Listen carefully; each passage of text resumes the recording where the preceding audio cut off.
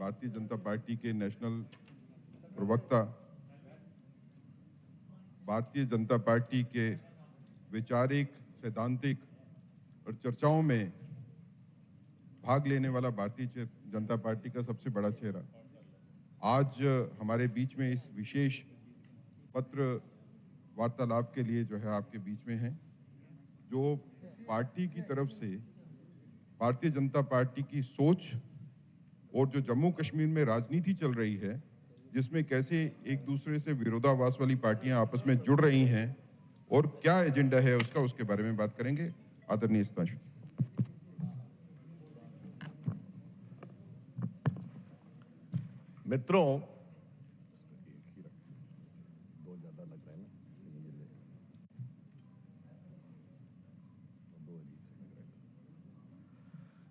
मित्रों, जम्मू कश्मीर का यह चुनाव ऐतिहासिक दृष्टि से एक अद्भुत और पहला चुनाव है।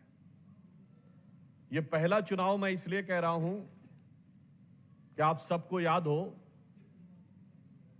कि जम्मू कश्मीर की विधानसभा 6 साल की होती थी। क्यों होती थी? क्योंकि जब 42वां संविधान संशोधन लागू किया गया था तो सभी विधानसभाओं और लोकसभाओं की आयु बढ़ाकर 6 साल कर दी गई थी, जिसे झट से जम्मू कश्मीर असेंबली ने अडॉप्ट कर लिया था। परंतु उसी संविधान संशोधन में सेकुलर वर्ड अडॉप्ट नहीं किया था, अर्थात जम्मू कश्मीर के सेकुलर स्टेट बनने के बाद का यह पहला चुनाव है। जम्मू कश्मीर में सामाजिक न्याय और सभी वर्गों की भागीदारी, अर्थात एससी, एसटी और ओबीसी को आरक्षण मिलने के बाद का यह पहला चुनाव है। ग्रास रूट स्तर पर डेमोक्रेसी यानी पंचायती राज स्तर तक लोकतंत्र की शक्ति को पहुंचाने के बाद का यह पहला चुनाव है। तो उस दृष्टि से मैं कह सकता हूं यह ऐतिहासिक और पहला चुनाव है। और एक लंबे दौर के बाद, सिर्फ उस दौर को छोड़कर जब यहां से लोग अनअपोज्ड हो जाते थे, चाहे 1951 का दौर हो, 57, 52, 67, 80 के दशक तक वो स्थिति रही कि तमाम सीटों पर कोई चुनाव ही नहीं लड़ता था। अब उस दौर के बाद से छोड़ दें तो एक लंबे दौर के बाद ये पहला चुनाव है जब घाटी में पाकिस्तान के झंडे नहीं दिख रहे हैं। एक लंबे दौर के बाद ये पहला चुनाव है जब आईएसआईएस के झंडे नहीं हैं, इंडियन आर्मी गो बैक का स्लोगन नहीं है, स्टोन पेल्टिंग नहीं है और लेके रहेंगे आजादी और बंदूक के दम पर आजादी के स्लोगन नहीं है। अर्थात लोकतांत्रिक व्यवस्था के विस्तार, सभी वर्गों को सम्मान, संवैधानिक व्यवस्थाओं की स्थापना और उसके साथ देश विरोधी शक्तियों को नियंत्रित करने के बाद का यह पहला चुनाव है। और एक और दृष्टि से पहला चुनाव है। भारत के इतिहास में जब भी कभी कश्मीर का मुद्दा अंतर्राष्ट्रीय स्तर पर उठता था तो लंबे समय तक यह स्थिति रही कि ले देकर एक सोवियत संघ हमारे साथ खड़ा होता था, बाकी लगभग पूरी दुनिया पड़ोसी मुल्क के साथ खड़ी रहती थी। आज मोदी जी के नेतृत्व में हमने वो कूटनीति बदली है कि एक ले देकर चाइना उनके साथ खड़ा होता है, बाकी लगभग पूरी दुनिया हमारे साथ खड़ी होती है। अर्थात डिप्लोमैटिकली यानी कूटनीतिक दृष्टि से भी ये भारत का पहला चुनाव है। और एक और दृष्टि से बहुत अलग चुनाव है। बहुत से लोग बहुत सारी चीजों के बारे में बात करते हैं पर वो भूल जाते हैं एक दौर ये भी था जिसको कश्मीर को कहते हैं कि सूफियों का बहुत बड़ा सेंटर था, पर सूफियों की एक बड़ी फेमस दरगाह चरारे शरीफ जलाकर खाक कर दी गई थी और उसके बाद जलाने वाला मस्तकुल पाकिस्तान भाग गया था। मुस्लिम समाज की सबसे बड़ी मुकद्दस मस्जिद हजरत बल पर आतंकवादियों ने कब्जा कर लिया था। एक वो दौर था और एक आज का दौर है जब 33 साल के बाद मुहर्रम का शियाओं का जुलूस भी शांतिपूर्वक निकलने में सफल रहा है। अर्थात मुस्लिम समाज की दृष्टि से भी शांति और व्यवस्था कायम होने के बाद का यह लंबे समय के बाद का पहला चुनाव है। तो मैं इसके लिए जम्मू कश्मीर की जनता का भी आभार व्यक्त करता हूं और इसके लिए जो साहस हमारे प्रधानमंत्री श्री नरेंद्र मोदी जी ने दिखाया था, उसके लिए मैं ये कहना चाहूंगा कि दर्द की रात गई, गम के जमाने भी गए। दर्द की रात गई, गम के जमाने भी गए, और मोदी जी की हिम्मत से कई दाग पुराने भी गए। इसके बाद वो दर्द की रात तो गई और नई सुबह की जो किरण दिखना शुरू हुई है, उसने वो बदलाव की एक नई इबारत आसमान पर उभरती हुई नजर आ रही है। पहली बार जम्मू कश्मीर में पिछले वर्ष 2 करोड़ टूरिस्ट आए। जम्मू कश्मीर भारत का एकमात्र राज्य है जिसे 2 एम्स मिले, अन्यथा सभी राज्यों को केवल 1 एम्स मिला है। पिछले 4 वर्षों में 7 नए मेडिकल कॉलेज स्थापित किए गए हैं। जम्मू क्षेत्र में ही प्राइवेट सेक्टर में भी, अगर आपको ध्यान हो तो आर्सेनल मित्तल के साथ एचपीसीएल का ज्वाइंट प्रोजेक्ट आने वाला, जो यहां बहुत मैसिव प्रोजेक्ट होगा और उससे भारी मात्रा में जॉब का सृजन भी होगा। पूरी रियासत में जम्मू कश्मीर में कुल मिलाकर 1,25,000 करोड़ रुपए के इन्वेस्टमेंट पाइपलाइन में है। विकास की सोच वहां तक पहुंची है कि 500 से अधिक आबादी के लगभग सारे गांव ग्रामीण सड़कों से कनेक्ट कर दिए गए हैं। 7 या 8 गांव रह गए हैं जो 500 से अधिक आबादी के हैं, और जहां तक सड़क नहीं पहुंच पाई है उन सबको कनेक्ट कर दिया गया है। जियो टैगिंग, चाहे यहां का अनारदाना हो या केसर हो, उन सब की जियो टैगिंग प्रोडक्ट की करके, ताकि उनको राष्ट्रीय और अंतर्राष्ट्रीय मार्केट्स में एक अच्छा प्रभावी स्थान मिल सके, वो भी व्यवस्थित किया गया है। और बाकी मैं उस विषय के विस्तार में नहीं जाना सकता। बहुत से लोगों ने आपको सारी बातें बताई होंगी कि फिर वो चाहे श्रीनगर जम्मू का एक्सप्रेसवे हो या दिल्ली कटरा का जो एक्सप्रेसवे बन रहा है वो हो, या सबसे लंबी टनल हो, और या फिर दुनिया का सबसे ऊंचा पुल चिनाब नदी के ऊपर बना के दिखाया है। यह दर्शाता है कि किस तरह का बदलाव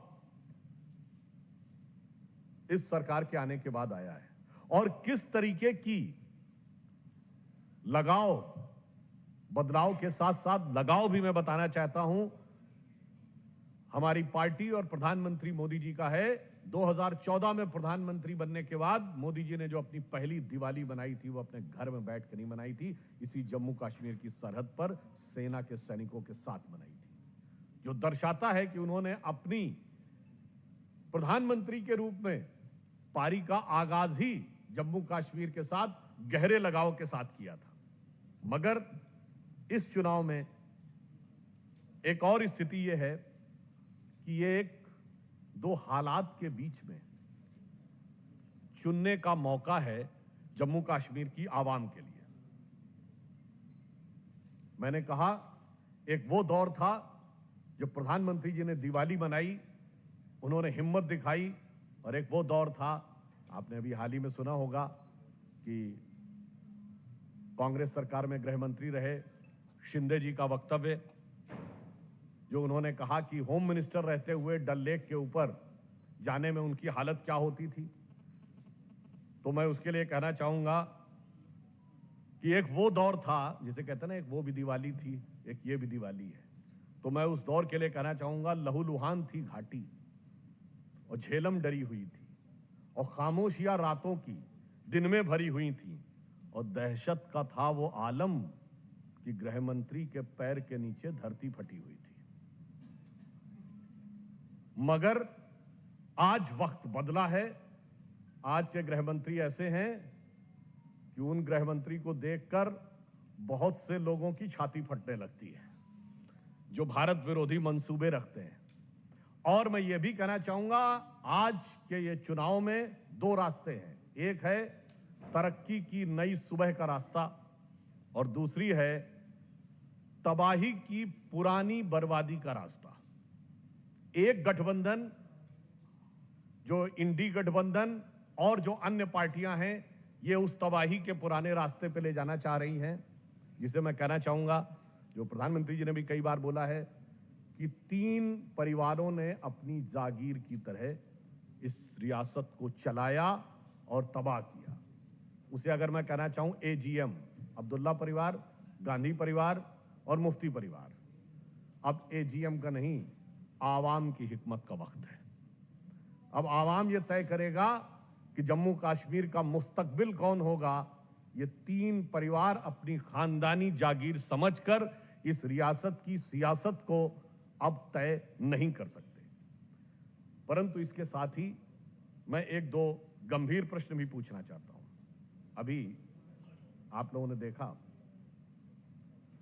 कि कांग्रेस के नेता प्रतिपक्ष राहुल गांधी अमेरिका में एक ऐसी सांसद इल्हान उमर से मिले जिसने पाक अधिकृत कश्मीर को पाकिस्तान का हिस्सा बताया, जबकि पाक अधिकृत कश्मीर हमारा है। यह कांग्रेस पार्टी के समय में भारत की संसद का यूनानिमस रेजोल्यूशन है, सर्वसम्मत रेजोल्यूशन है। मैं पूछना चाहता हूं राहुल गांधी जी से, आप संसद में नेता प्रतिपक्ष हैं, भारत की संसद के इस सर्वसम्मत प्रस्ताव को, यूनानिमस रेजोल्यूशन का आपने अपमान क्यों किया? दूसरा, आपकी पार्टी की सरकार के समय में यह हुआ है, उसका अपमान क्यों किया? और तीसरा, आपने अपने पुरखों के समय में, आपकी खानदान की सरकार थी, उनके समय में हुआ है, अपमान क्यों किया? और सबसे बढ़कर जम्मू कश्मीर के पूरे आवाम की इस भावना का अपमान क्यों किया? और फिर आपने भी देखा कि उनके जो सहयोगी हैं वो भी नई नई भाषा बोल रहे हैं। नेशनल कॉन्फ्रेंस के उमर अब्दुल्ला साहब बोलते हैं कि धारा 370 हम दोबारा रेस्टोर करेंगे। तो मैं कांग्रेस पार्टी से पूछना चाहता हूं, और वो सिर्फ इतना ही नहीं है, फारूक अब्दुल्ला साहब जो उनके सबसे सीनियर नेता हैं, वो 2020 में क्या बोल चुके हैं कि आर्टिकल 370 को रेस्टोर करने के लिए हम चाइना की सहायता लेंगे। I want A clear cut answer from national conference and Congress both. 2016 Farooq Abdullah साहब बोल चुके हैं कश्मीर में 1953 से पहले का स्टेटस बहाल करेंगे, यानी जहां दो कॉन्स्टिट्यूशन ही दो प्राइम मिनिस्टर होते थे। So I want a clear cut answer from Congress and National Conference. Farooq Abdullah साहब के बयान के लिए माफी मांगेंगे या आप उस पर कायम हैं? और मैं यह भी याद दिला देना चाहता हूं, एक दौर वो भी था, लोग भूल जाते हैं और कहने लगते हैं कि साहब कश्मीर में 90 के दशक के बाद आई एक पुरानी घटना, लोगों को याद नहीं होगी। 1983 का वर्ल्ड कप जीतने के बाद इंडिया का पहला वनडे इंटरनेशनल कहां हुआ था?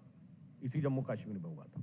13 अक्टूबर 1983 को श्रीनगर में भारत और वेस्ट इंडीज का मैच, उसमें भारतीय टीम की हुटिंग, भारतीय टीम के ऊपर सामान फेंका गया, भारत के खिलाफ नारे, मैच भारत और वेस्ट इंडीज का और नारे पाकिस्तान के समर्थन में। कौन था सेंटर में? इंदिरा गांधी की सरकार थी भाई, जिसको आप बहुत ताकतवर कहते हैं, और यहां फारूक साहब थे। यही अलायंस था उस समय भी। नेशनल कॉन्फ्रेंस यहां थी, फारूक अब्दुल्ला साहब जहां तक मुझे याद है सीएम थे और इंदिरा गांधी वहां। सोचिए, वहां से विष के बीज बोते बोते हालात यहां तक पहुंची। उसके बाद भी उनकी पार्टी की जो हालत है उसमें वो कहते हैं राहुल गांधी डरो मत। भाई ये तो पहले अपने उससे पूछ लो, गृह मंत्री से। और इसी जम्मू कश्मीर में एक स्थिति ये भी थी कि 1988 से 98 तक लाल चौक पे राज्यपाल भी, गवर्नर भी झंडा नहीं फहरा पाते थे। और उस जमाने में भी हमारे वर्तमान प्रधानमंत्री युवा नेता के रूप में हमारे तत्कालीन राष्ट्रीय अध्यक्ष डॉक्टर मुरली मनोहर जोशी जी की यात्रा के साथ आके 26 जनवरी 92 को झंडा फहराया था। ये मोदी जी की हिम्मत थी, और वो डरो मत वाली पार्टी के गृह मंत्री की क्या हिम्मत थी वो आप अभी सुन चुके हैं। ये दोनों पार्टियों की हिम्मत और हिकमत, दोनों में जो अंतर है वो साफ होता है। और आखिर में एक सवाल मैं पूछना चाहता हूं। अभी खड़गे साहब कल बोल के गए कि 20 सीटें और आ जाती तो ये लोग जेल में होते। पहले तो ये बहुत आपत्तिजनक बयान है, क्योंकि खड़गे साहब नेता प्रतिपक्ष राज्यसभा है। कौन जेल में गया ये अदालतें तय करती हैं, सरकारें नहीं तय करती हैं। किसकी पार्लियामेंट में मेजॉरिटी है या 20 सीटें कम और ज्यादा। जब 20 पे तो आपकी मेजॉरिटी भी नहीं हो जाती, 20 सीटें कम या ज्यादा पे तय होगा। तो मैं उनको याद दिलाना चाहता हूं, आपके जेल जाने वालों की इतनी फेहरिस्त है, आप खामखा में 2014 के बाद की मोदी जी की सरकार पे आरोप लगाते, मैं उनसे पूछना चाहता हूं, आज सोनिया जी और राहुल जी जिस मुद्दे पे नेशनल हेराल्ड केस में मुचलके पे हैं 50,000 के, वो 2013 अक्टूबर में शुरू हुआ, हमारी सरकार नहीं थी। कनिमोझी राजा 2011 में जेल गए, हमारी सरकार नहीं थी। आपके नेता सुरेश कालमाड़ी 2010 में जेल गए, हमारी सरकार नहीं थी। शिबू सोरेन 2006 में जेल गए, झारखंड के सीएम मधु कोड़ा 2008 में जेल गए, हमारी सरकार नहीं थी। करुणानिधि 2000 में जेल गए। मायावती मुलायम सिंह के ऊपर आय से अधिक संपत्ति के मुकदमे 2006 में जारी हुए। 1997 में लालू यादव जेल गए, 1996 में जयललिता जेल गई। राजीव गांधी पे आरोप लगे 87 में, एफआईआर हुई 90 में, और झारखंड मुक्ति मोर्चा रिश्वत कांड 94 में हुआ। खड़गे साहब, आपको कुछ याद ही नहीं है? 30-35 साल से जेल से अंदर आने जाने का एक लोकसभा में उनसे चुनौती से पूछना चाहता हूं, जो बता दे इंडी गठबंधन के किसी दल के किसी भी नेता ने पिछले 35 सालों में कोई एक लोकसभा जिसमें जांच एजेंसी और अदालतों के चक्कर भ्रष्टाचार में न काटे हों। मगर अब यहां मैं दूसरा सवाल पूछना चाहता हूं। मैं पूछना चाहता हूं, खड़गे साहब, आपने कहा कि ये 20 सीटें और आ जाती तो फला जेल में होते। मैं पूछना चाहता हूं, अगर ख्वाबों ख्यालों वाली आपकी सीटें आ जाती तो जेल से बाहर कौन होता? यासीन मलिक, शब्बीर शाह, जहूर अहमद, आसिया अंद्राबी, या जितने भी पत्थर चलाने वाले थे सब बाहर आ जाते। जितने भारत के खिलाफ बोलने वाले थे सब बाहर आ जाते। हमारी सरकार आने के बाद हमने न हुर्रियत नेताओं से कभी बात की, न उन्हें पाकिस्तान से बात करने दी।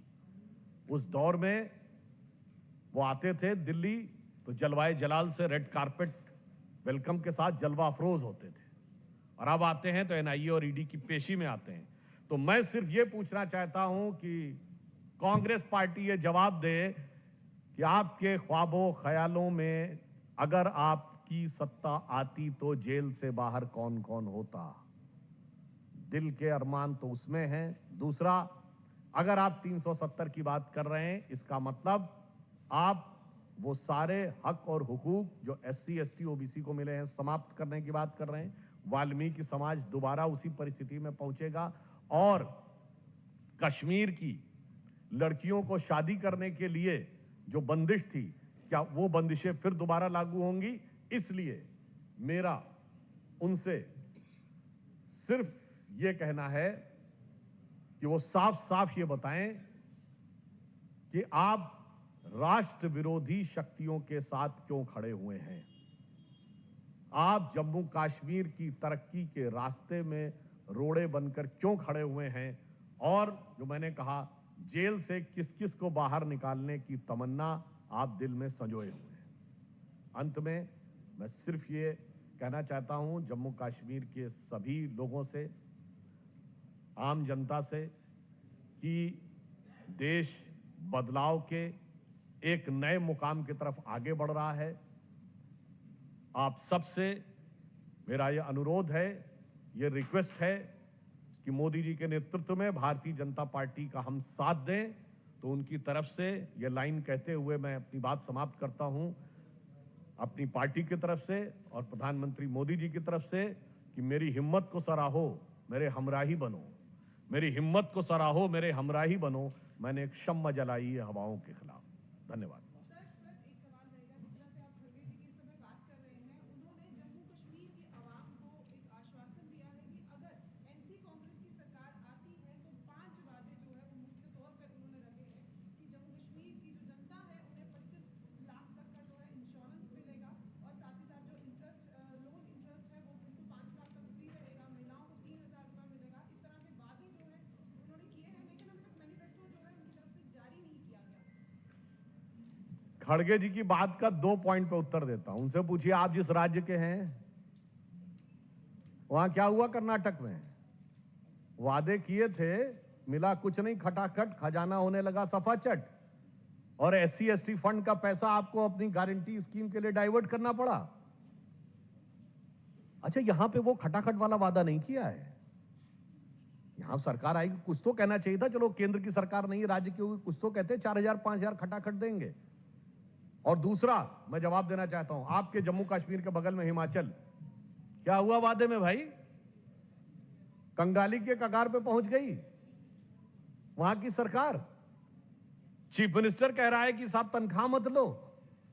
तो बस मुझे लगता है खड़गे साहब जम्मू से खड़े होकर बगल में देखें तो हिमाचल की अपनी सरकार देख लें, और दूर तलक नजर जाए तो अपने खुद का राज्य कर्नाटक देख लें, तो दूध का दूध पानी का पानी हो जाए। जिस तरह से कल इंजीनियर रशीद बाहर आए हैं और उस पर जिस तरह से उन्होंने प्रतिक्रिया दी है, और खासतौर पर प्रधानमंत्री नरेंद्र मोदी जी को लेकर आप क्या कहेंगे? देखिए, इस प्रकार के जो तत्व हैं उन्हें राजनीतिक और नैतिक प्रश्रय, both political and moral support यहां की पॉलिटिकल पार्टीज देती रही हैं, और इसी कारण यह स्थिति रही है। मैं इस संदर्भ में एक पॉइंट जब आपने कहा है तो मैं फिर बात कह देना चाहता हूं। जिस तरीके की बात अफजल गुरु को लेकर बोली थी उमर अब्दुल्ला साहब ने, कल राहुल गांधी अमेरिका में थे। कल का दिन क्या था? 11 सितंबर। ये 9/11 का दिन था ना। 9/11 अमेरिका की पूरी हिस्ट्री का सबसे बड़ा सिक्योरिटी लैप्स था, अमेरिका की हिस्ट्री का सबसे बड़ा इंटेलिजेंस फेलियर था। मैं चुनौती से कहता हूं, कोई अमेरिका की विदेशी विपक्षी पार्टी दिखाइए जिसने सरकार के खिलाफ प्रदर्शन किया हो और कहा हो कि ये सिक्योरिटी लैप्स है और सरकार इस्तीफा दे। उसके जो मुख्य आरोपी थे खालिद शेख मोहम्मद अट्टा, उसके पक्ष में कोई अमेरिका के अपोजिशन पार्टी का कोई बयान दिखाइए, टीवी चैनल पे बोलता हुआ दिखाइए। यहां पे पार्लियामेंट पे अटैक करने वाले के पक्ष में बोलते हैं। इसलिए ऐसे तत्वों की हिम्मत बढ़ती है, और वो सिर्फ प्रधानमंत्री जी के खिलाफ बोले, हमारी पार्टी के खिलाफ बोले वो अलग बात है, वो देश और मुल्क के खिलाफ बोलने लगे। सुधांशु जी, आपने हिमाचल की बात की, अभी शिमला में जिस तरीके के हालात बने हुए हैं उसे किस तरीके से आप देखते हैं? मैं राहुल गांधी से कहूंगा, डरो मत, इतनी हिम्मत तो करो कि ये कह सको कि जो अवैध निर्माण है वो हम ढहा देंगे। मुझे लगता है इतनी डरी हुई सरकार तो कभी देखी नहीं, जो अवैध निर्माण प्रूव होने के बाद भी उंगली उठाने की हिम्मत नहीं कर पा रही है, बाकी कलम क्या उठाएगी। सुधांशु जी, सवाल ये उठता है कि आपने पूरी प्रेस कॉन्फ्रेंस में बताया कि 2019 के बाद जो संवैधानिक बदलाव हुआ, उसके बाद राष्ट्रवाद कश्मीर में बन रहा। आज हम देख रहे थे जो क्राउड इंजीनियर रशीद के पास, उनके साथ, और उन्होंने जो स्टेटमेंट दिया, उन्होंने कहा कि प्रधानमंत्री नरेंद्र मोदी से ज्यादा अमन हम चाह रहे हैं, लेकिन कब्रिस्तान पर अमन किसी भी सूरत में नहीं चाहिए, हमें अमन चाहिए हमारे तरीके। देखिए, उनके अमन का मुजाहिरा पिछले 30-35 सालों में हो चुका था। वो अमन वो था जहां गोलियों की गड़गड़ाहट थी, ISIS के झंडे थे, और कोई भी भीड़ निकलती थी स्टोन पेल्टिंग करते हुए किसी इंस्पेक्टर अयूब पंडित जैसे व्यक्ति को मार देती थी। कर्नल फैयाज थे, उनको मार देती थी। भारतीय सेना का एक आर्मी का सोल्जर था औरंगजेब, उसको मार देती थी। तो मुझे लगता है साहब, हमारी सरकार रहते हुए, मैं आपको बताना चाहता हूं, ऑपरेशन ऑल आउट हमने अपनी सरकार रहते शुरू किया, और इनकी हिम्मत जानते क्यों बढ़ती है? किया था आपने? नहीं सुनिए, तो मैं बता रहा हूं हिम्मत क्यों बढ़ती है। जब तक जम्मू कश्मीर की सियासत में उन लोगों को ताकत मिलती रहेगी जो कहेंगे कि अफजल हालात का मारा था, याकूब मेनन की जुडिशियल किलिंग हुई, बुरहान वानी भटका हुआ नौजवान था, और भारत का आर्मी चीफ सड़क छाप गुंडा था। ये लोग उस मानसिकता को करते हैं, और वो मानसिकता अब कम होनी शुरू हुई है, और इसीलिए जम्मू कश्मीर अमन की राह पर आगे बढ़ रहा है। गणेश चतुर्थी को लेकर प्रधानमंत्री कल CGI के घर गए, उसको लेकर संजय राउत ने बयान दिया है कि जब तक राजनेता जो हैं वो संवैधानिक पदों पर बैठे लोगों से मिलते रहेंगे, लोगों के मन में संशय पैदा होगा। उन्होंने कहा कि CGI को जो महाराष्ट्र के रिलेटेड जो सुनवाई हो रही है उससे अपने आप को अलग कर देना चाहिए। किस तरह से देखते हैं ये जो महाराष्ट्र में अलायंस है, वो सवाल उठा है। महाराष्ट्र में अपने को छत्रपति शिवाजी महाराज की विरासत का दावा करने वाले, और किसी जमाने में, अब बात तो छोड़ दीजिए, किसी जमाने में हिंदू पार्टी होने का दावा करने वाली महाराष्ट्र की पार्टी के किसी नेता को अगर गणपति उत्सव में प्रधानमंत्री के जाने पर आपत्ति होने लगे, तो समझिए सियासत में उनका पानी नाक और सर से ऊपर जा चुका है। सुधांशु जी, एक सवाल करना चाहूंगा आपसे। एक खबर आई है कि मंड्या में जो कर्नाटक के वहां पर जो गणेश चतुर्थी का प्रोग्राम चल रहा था, वहां पर गणेश विसर्जन का, वहां पर जो पत्थरबाजी हुई है और हुड़दंग वहां पर मचाया गया, किस तरह से देखते हैं? देखिए, जब से कांग्रेस की सरकार आई है कर्नाटक में, तब से ऐसे बहुत सी घटनाएं निरंतर होती चली जा रही हैं। अगर आप देखें तो जम्मू कश्मीर के बाहर ब्लास्ट की घटना अब भारत में होनी बंद हो गई थी। इसलिए वो रामेश्वरम ब्लास्ट भी वहीं पे हुआ था। ये वहां की सरकार की समस्या है। Sudhanshu ji, as you mentioned about Mr. Kharge, yesterday it was a dumpy from his side. He said if we get 20 seats, many of them will be behind bars. Now today he is once again resorting to Panoti bar. He said that wherever the Prime Minister had laid the foundation stone, either the bridge has crumbled, the building has fallen. Even he went to the extent of saying there had been seepage in Ram Temple. So how do you react to the statement of Kharge? ये अब कहना नहीं चाहिए पनौती जैसा शब्द use करने में। वो जब से उनके खानदान के चश्मो चिराग सत्ता में आए हैं तो पार्टी के लिए कैसी पनौती साबित हुए हैं कि 138 साल के इतिहास में कांग्रेस पहली बार तीसरे अटेम्प्ट में 3rd डिजिट नहीं टच कर पाई है। मतलब ये व्यक्तिगत टिप्पणी नहीं करना चाहता था, परंतु अगर खड़गे जी ने कहा है तो आप सोचिए उनके पिताजी 400 सीटें लेके आए थे राजीव गांधी, राहुल गांधी के नेतृत्व में पहला चुनाव हुआ शानदार 44, उसके बाद दूसरा चुनाव 52 और तीसरे में 99 पाकर तो वो नशा है कि वो नशा आंखों से लेके हाथों तक मचलता हुआ दिख रहा है। तो मुझे लगता है मैं खड़गे जी के लिए कहना चाहूंगा अगर आप पनौती को देखना चाहें तो कबीर का वो दोहा याद रखिए कि बुरा जो देखन मैं चला बुरा न मिलिया कोई, जो दिल खोजूं आपना मुझसा बुरा न कोई। खड़गे जी का एक बयान आया था एक एक करके अपने दम पे अगर चुनावों के बाद ऐसे रिजल्ट आते हैं कि भाजपा बहुमत लेकर नहीं आते तो बहुमत कम आता है, तो क्या भाजपा बीजेपी के साथ जाना चाहेगी या एनसी के साथ जाना चाहेगी? ना पहले जा चुकी है। कश्मीर की जनता से जो प्रेम और आशीर्वाद हमें मिल रहा है उस पे हम पूर्णतः आश्वस्त हैं कि भारतीय जनता पार्टी स्पष्ट बहुमत के साथ सरकार बनाएगी। बस एक आध सवाल और, कोई काफी सवाल हो गए, एक सवाल कोई और खड़गे जी ने कल आपका हो पूछ चुका लीजिए, है। रिपीट ना करिएगा। हाँ। कांग्रेस के पास 20 से बता तो 20 दिया सीटें उसका। और आ जाती तो बीजेपी के बड़े नेता जो है वो सलाखों उसका उत्तर दे चुके हैं भाई साहब। वैसे तो मैं एक और बात बता दूं, खड़गे जी याद रखें 200 से ऊपर सीटें थी कांग्रेस की 2009 से 14 तक और जमीन आसमान का कुलाबा एक कर दिया था हमारे नेताओं को अंदर रखने के लिए। और कोर्ट का जो जजमेंट है अमित शाह जी के बारे में पढ़ लीजिए, जजमेंट में न सिर्फ बरी किया बल्कि ये कहा कि पॉलिटिकली मोटिवेटेड था। तो उनसे कहिए वो जो पुराना गीत था ना एक, गुजरा हुआ जमाना आता नहीं दोबारा, अब इनकी तो तारीफ में मतलब ऐलान उमर भी आ चुकी हैं, पन्नू भी आ चुके हैं, पाकिस्तान भी आ चुका है और अब पुराना याद हो वीडियो तो हाफिज सईद भी बोल चुका है। तो मैं उनके लिए कहना चाहूंगा खड़गे जी और कांग्रेस की नाकाम सियासी हसरतों के जनाजे के लिए कि गुजरा हुआ जमाना आता नहीं दोबारा, हाफिज सईद तुम्हारा।